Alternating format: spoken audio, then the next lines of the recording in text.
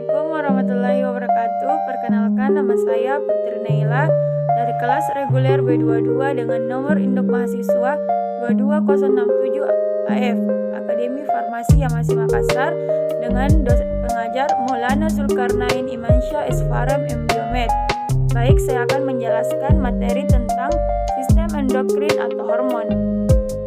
Sistem endokrin adalah suatu sistem yang bekerja dengan perantara zat-zat kimia atau hormon yang dihasilkan oleh kelenjar endokrin. Kelenjar endokrin merupakan kelenjar buntu atau sekresi internal yang mengirim hasil sekresinya langsung masuk ke dalam darah dan cairan limfa, beredar dalam jaringan kelenjar tanpa melewati ductus atau saluran. Sistem endokrin terdiri dari kelenjar-kelenjar endokrin yang bekerja sama dengan sistem saraf, mempunyai peranan penting dalam pengendalian kegiatan organ-organ tubuh. 1. Kelenjar hipotalamus. Hipotalamus atau hipotalamus adalah pusat pengendali fungsi tubuh dan sistem syaraf untuk menjaga agar kondisi tubuh kita selalu konstan dan stabil. Hipotalamus terletak tepat di bawah talamus dan di atas kelenjar hipofisis atau pituitari. Hipotalamus memiliki ukuran yang sangat kecil, kurang lebih sebesar almond, dengan berat sekitar 1% dari berat otak. Hormon yang dihasilkan hipotalamus: A. Hormon kortikotropin atau CRH, mengirim pesan ke kelenjar pituitari anterior untuk merangsang kelenjar adrenal untuk melepaskan kortikosteroid. B. Hormon gonadotropin atau GnRH, merangsang hipofisis anterior untuk melepaskan hormon perangsang folikel atau FSH dan luteinizing hormon atau LH. C. Hormon pertumbuhan atau GHRH atau hormon penghambat pertumbuhan atau GHIH, juga dikenal sebagai somatostatin. GHRH meminta hipofisis anterior untuk melepaskan hormon pertumbuhan atau GH. GHIH memiliki efek sebaliknya. D. Hormon antidiuretik atau ADH, meningkatkan penyerapan air ke dalam darah oleh ginjal. E. Oksitosin, terlibat dalam organisme, kemampuan untuk percaya, suhu tubuh, siklus tidur, dan pelepasan ASI. F. Hormon prolaktin atau PRH atau hormon penghambat prolaktin atau PIH, juga dikenal sebagai dopamin. PRH meminta hipofisis anterior untuk merangsang produksi ASI melalui produksi prolaktin. Sebaliknya, PIH menghambat prolaktin. G. Tiroliberin atau TRH, memicu pelepasan tiroid stimulating. Hormon TSH, yang merangsang pelepasan hormon tiroid, yang mengatur metabolisme, energi, dan pertumbuhan dan perkembangan. 2. Kelenjar hipofisis. Disebut juga master of gland karena menghasilkan bermacam-macam hormon yang mengatur kegiatan kelenjar lainnya. Berukuran seperti kacang polong, ini adalah penonjolan dari bagian bawah hipotalamus di dasar otak. Terletak di dasar tengkorak yang memegang peranan penting dalam sekresi hormon dari semua organ-organ endokrin yang memperdarahi hipofisis. A. Grup anterior, arteri karotis interna, cerebral anterior, bagian posterior arteri communicans. B. Grup intermedia, posterior arteri communicans. C. Grup posterior, arteri cerebral posterior, bagian posterior arteri communicans, arteri basilaris bagian infundibulum. Eminensia media, hipotalamus diperdarahi oleh arteri superior cabang dari arteri karotis interna. Aliran darah ini selanjutnya akan memasuki sistem porta hipotalamus sampai hipofisis yang memperdarahi hipofisis arterior. Aliran darah ke hipotalamus selanjutnya dialirkan ke vena-vena kecil yang bermuara ke vena cerebral anterior, vena basalis atau vena cerebral basalis. Jenis hipofisis. 1. Hipofisis anterior atau adenohipofisis. Hipofisis anterior menghasilkan hormon yang mempengaruhi payudara, adrenal, tiroid, ovarium, dan testis. Di samping beberapa hormon lainnya, hipofisis anterior menerima sinyal yang dari neuron porfoselular di otak. Hipofisis anterior mensintesis dan mengeluarkan hormon endokrin penting seperti A. Hormon adrenokortikotropik atau ACTH untuk mengaktifkan kelenjar adrenal. B. Thyroid stimulating hormone atau TSH untuk merangsang kelenjar tiroid. C. Follicle stimulating hormone atau FSH untuk merangsang ovarium pada wanita dan testis pada pria, dan untuk merangsang ovarium untuk mengaktifkan ovulasi pada wanita. D. Luteinizing hormone atau LH untuk merangsang ovarium atau testis. E. Hormon pertumbuhan atau GH untuk membantu dalam pertumbuhan manusia. F. Hormon releasing hormone atau GHRH untuk melepaskan hormon. G. Prolaktin untuk mengaktifkan produksi susu setelah kelahiran anak pada wanita. Hormon-hormon ini dilepaskan dari hipofisis anterior di bawah pengaruh hipotalamus. Hormon hipotalamus disekresikan ke lobus anterior melalui cara yang unik dari sistem kapiler khusus yang disebut sistem portal hipotalamus hipofisial. 2. Lobus intermedia. Bagian terpisah dari lobus anterior oleh sisa kantong rakte yang disebut celah rakte. Pada manusia selnya tidak bergranula. Bagian tengah dari kelenjar hipofisis yang bersifat unik karena bagian ini akan mengalami kemunduran atau rudimenter selama masa pertumbuhan. Belum secara jelas diketahui fungsinya. Menghasilkan hormon melanotropin atau melanosit stimulating hormon atau MSH, merangsang melanosit yaitu sel-sel yang mengandung pigmen. 3. Hipofisis posterior atau neurohipofisis. Kelenjar utama dipengaruhi oleh hipofisis posterior atau belakang adalah ginjal. Hipofisis posterior menerima sinyal dari neuron magnoselular di otak.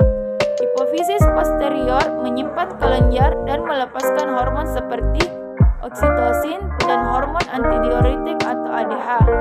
3. Kelenjar tiroid.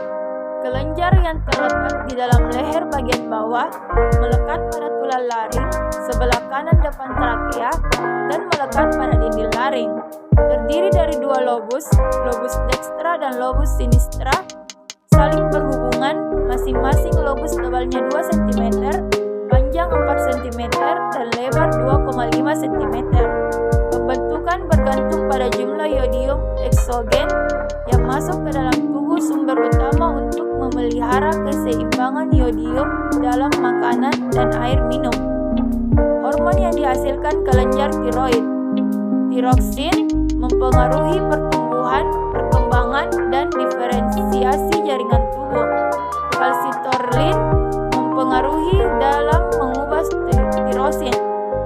Triiodopionin mempengaruhi metabolisme sel, oksidasi di sel tubuh, dan produksi panas tubuh. 4. Kelenjar paratiroid. Terletak di atas selaput yang membungkus kelenjar tiroid. Terdapat 2 pasang atau 4 buah. Terletak di belakang tiap lobus dari kelenjar tiroid, 2 sebelah kiri dan 2 sebelah kanan. Besarnya setiap kelenjar kira-kira 5x5x3 mm dengan berat antara 25 sampai 30 mg. Berat keseluruhan lebih kurang 120 mg.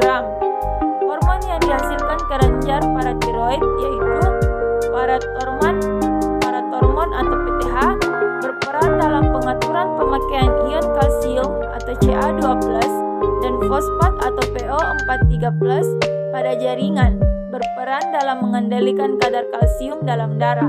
5. Kelenjar timus. Kelenjar timus terletak dalam rongga mediasternum di belakang os sternum di dalam rongga toraks, kira-kira setinggi bifurkasi trakea. Warnanya kemerah-merahan dan terdiri dari 2 lobus. Pada bayi baru lahir sangat kecil dan beratnya kira-kira 10 gram. Ukurannya bertambah setelah masa remaja antara 30-40 gram dan setelah dewasa akan mengerut. Organ ini merupakan bagian dari kedua sistem limfatik yang membuat bagian utama dari sistem kekebalan tubuh dan sistem endokrin yang mencakup semua kelenjar yang memproduksi hormon. Hormon yang dihasilkan kelenjar timus adalah hormon timosin, memiliki fungsi sebagai sistem kekebalan tubuh atau sistem imun. 6. Kelenjar suprarenalis atau adrenalin. Berbentuk ceper, terdapat pada bagian atas dari ginjal. Beratnya kira-kira 5-9 gram, berjumlah 2 buah sesuai dengan jumlah ginjal. Terdiri dari 2 bagian, yaitu bagian luar atau korteks yang berasal dari sel-sel eksternal.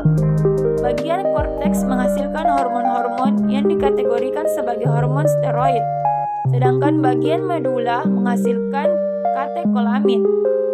Korteks adrenal menghasilkan hormon mineralokortikoid yang mengatur garam dan keseimbangan air, glukokortikoid yang dapat mengatur glukosa darah dan respon inflamasi tubuh. Medula adrenal menghasilkan hormon A, epinefrin dan norepinefrin. Hormon ini mengatur denyut jantung, laju, kontraksi otot jantung, tekanan darah, dan kadar glukosa darah bernapas. 7. Kelenjar pinealis terdapat di dalam ventrikel otak, berbentuk kecil dan berwarna merah seperti sebuah cemara. Kelenjarnya menonjol dari mesencephalon ke atas dan ke belakang kolikos superior. Fungsinya belum diketahui dengan jelas. Kelenjar ini menghasilkan sekresi interna dalam membantu pankreas, dan kelenjar kelamin berperan penting dalam mengatur aktivitas seksual dan reproduksi manusia. Glandula pinealis diatur oleh isyarat saraf yang ditimbulkan oleh cahaya yang terlihat oleh mata, menyekresi melatonin dan zat lain yang serupa melewati aliran darah atau cairan ventrikel 3 ke glandula hipofise anterior, menghambat sekresi hormon gonadotropin, dan gonad menjadi terhambat lalu berinvolusi. 8. Kelenjar pankreas. Pankreas adalah suatu alat tubuh yang agak panjang yang terletak retroperitoneal dalam abdomen bagian atas di depan vertebrae lumbalis 1 dan 2. Kepala pankreas terletak di dekat dengan duodenum, sedangkan ekornya sampai ke lien. Pankreas menghasilkan 2 kelenjar, yaitu kelenjar endokrin dan kelenjar eksokrin. Pankreas menghasilkan kelenjar endokrin, bagian dari kelompok sel yang membentuk pulau-pulau Langerhans, berbentuk oval, tersebar di seluruh pankreas. Dalam tubuh manusia terdapat 1-2 juta pulau-pulau Langerhans yang dibedakan atas granulasi dan pewarnaan. Setengah dari sel ini menyekresi hormon insulin, hormon yang dihasilkan oleh pankreas. Insulin merupakan protein kecil terdiri dari 2 rantai asam amino. Satu sama lainnya dihubungkan oleh ikatan disulfida. Sebelum dapat berfungsi, ia harus berikatan dengan protein reseptor yang besar dalam membran sel. Sekresi insulin dikendalikan oleh kadar glukosa darah. Kadar glukosa darah yang berlebihan akan merangsang sekresi insulin, dan bila kadar glukosa normal atau rendah, maka sekresi insulin akan berkurang. Mekanisme kerja insulin. 1. Insulin meningkatkan transport glukosa ke dalam sel atau jaringan tubuh, kecuali otak, tubulus ginjal, mukosa usus halus, dan sel darah merah. Masuknya glukosa adalah suatu proses difusi karena perbedaan konsentrasi glukosa bebas antara luar sel dan dalam sel. 2. Meningkatkan transport asam amino ke dalam sel. 3. Menghambat kerja hormon yang sensitif terhadap lipase, meningkatkan sintesis lipida. 4. Meningkatkan pengambilan kalsium dari cairan sekresi. 5. Meningkatkan sintesis protein di otak dan hati. Kekurangan insulin dapat menyebabkan kelainan yang dikenal dengan diabetes mellitus, yang mengakibatkan glukosa tertahan di luar sel atau cairan ekstraseluler. Dan kelenjar kelamin. Kelenjar kelamin pada wanita terletak pada ovarium. Hormon yang dihasilkan 1. Estrogen untuk mempertahankan pembentukan ovum dan ciri-ciri kelainan sekunder. 2. Progesteron mengatur pembentukan plasenta dan produksi air susu. Pada laki-laki terletak di bagian testis. Hormon yang dihasilkan yang terpenting yaitu testosteron yang berfungsi mempertahankan proses pembentukan sperma dan menumbuhkan ciri-ciri kelainan sekunder. A. Hormon kelamin laki-laki. 1. Hormon testiskular terdiri dari testosteron untuk perkembangan, pertumbuhan, dan pemeliharaan ciri-ciri sekunder. Androstenedion sebagai prekursor untuk hormon estrogen pada laki-laki. Dihidrotestosteron atau DHT untuk pertumbuhan parental dan diferensiasi genitalia laki-laki. Inhibin dan pengikat androgen dihasilkan oleh sel-sel Sertoli dan berfungsi untuk merespons sekresi FSH. Hormon hipofisis. FSH atau follicle stimulating hormone memiliki reseptor pada sel tubulus seminiferus yang berperan dalam spermatogenesis. LH atau luteinizing hormone atau ICSH atau interstitial cell stimulating hormone memiliki reseptor pada sel-sel interstitial yang berfungsi merangsang sel-sel interstitia di dalam testis untuk berkembang dan menyekresikan testosteron.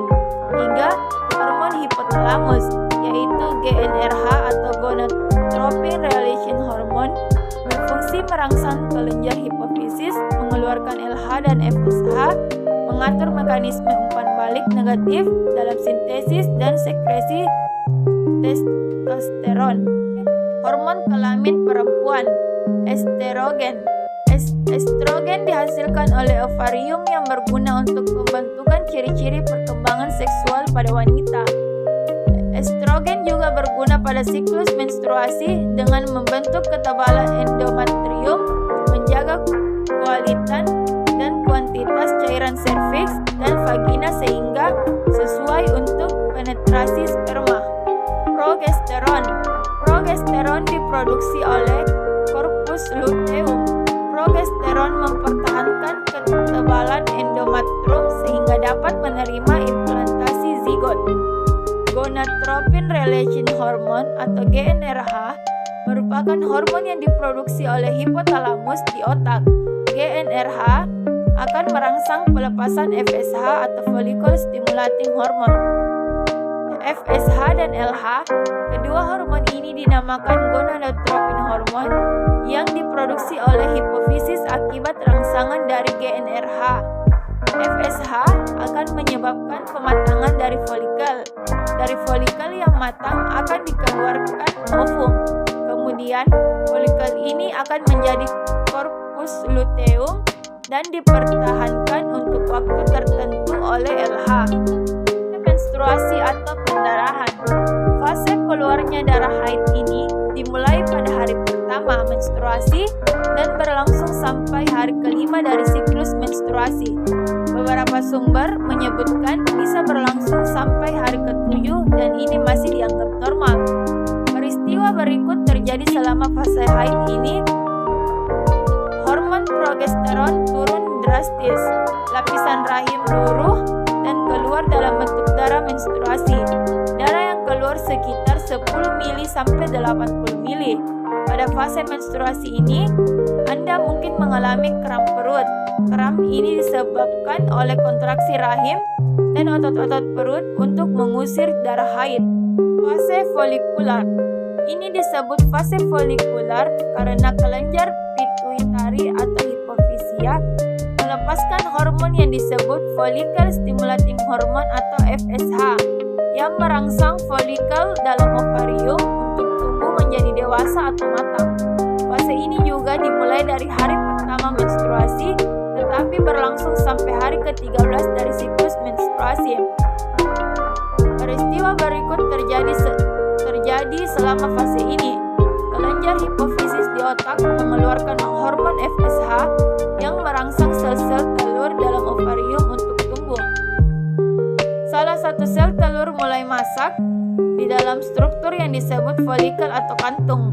Dibutuhkan 13 hari bagi sel telur untuk mencapai kematangan. Ketika sel telur matang, folikel mengeluarkan hormon yang merangsang rahim untuk membentuk lapisan pembuluh darah dan jaringan lunak yang baru disebut endometrium.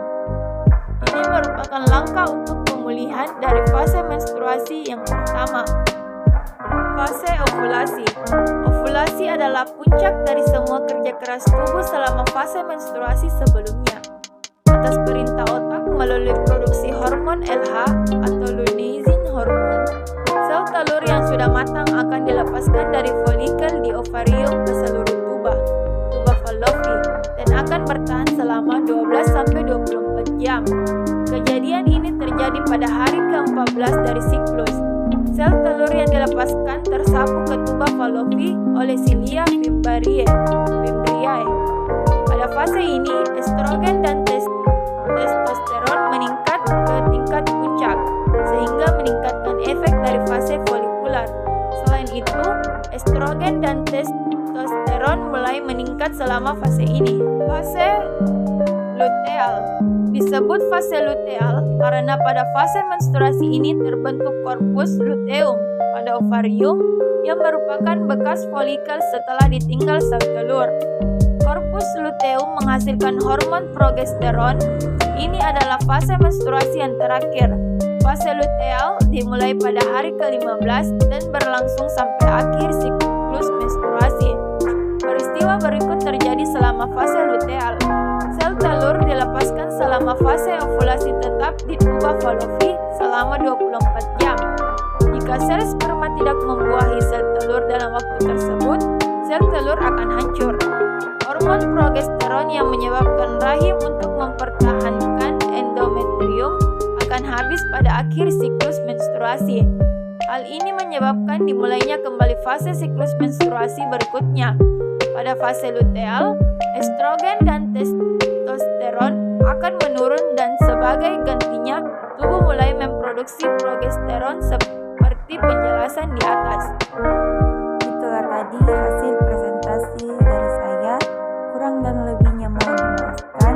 Wabillahi taufiq wal hidayah. Wassalamualaikum